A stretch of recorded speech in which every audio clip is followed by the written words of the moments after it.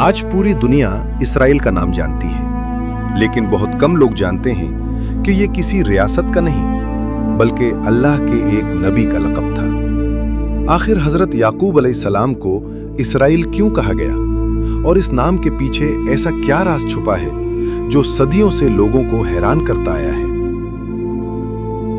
रात का वक्त था। कनान की सरजमीन खामोश थी। सहरा की ठंडी हवा रेत को आहिस्ता आहिस्ता उड़ा रही थी और एक नौजवान नबी तन्हा सफर कर रहा था। वो थे हजरत याकूब, हजरत इब्राहिम के पोते, हजरत इसहाक के बेटे और एक ऐसी नस्ल के वारिस जिसे अल्लाह ने खास मकसद के लिए चुना था। हजरत याकूब सिर्फ एक नबी नहीं थे, वो गैर मामूली अकल, सब्र और रूहानियत रखने वाले इंसान थे। वो रातों को लंबी इबादत करते, लोगों से नरमी से पेश आते और हर मुश्किल में सिर्फ अल्लाह पर भरोसा करते। वक्त गुजरता गया और फिर लोग उन्हें एक नए नाम से पुकारने लगे, इसराइल। ये नाम आम नहीं था।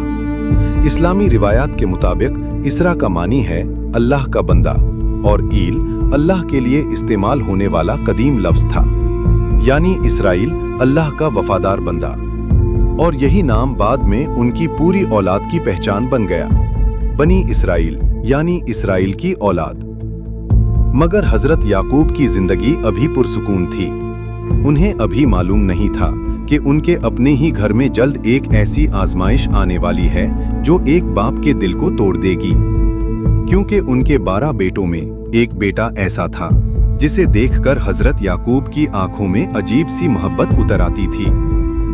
वो बच्चा हजरत यूसुफ थे और यही मोहब्बत जल्द हसद की आग बनने वाली थी। अगर आप बनी इसराइल की मुकम्मल सिनेमैटिक इस्लामी तारीख देखना चाहते हैं तो अभी सब्सक्राइब और फॉलो करें, क्योंकि अगली किस्त में शुरू होगी हजरत यूसुफ के ख्वाब और हसद की वो कहानी जिसने एक खानदान को हमेशा के लिए बदल दिया।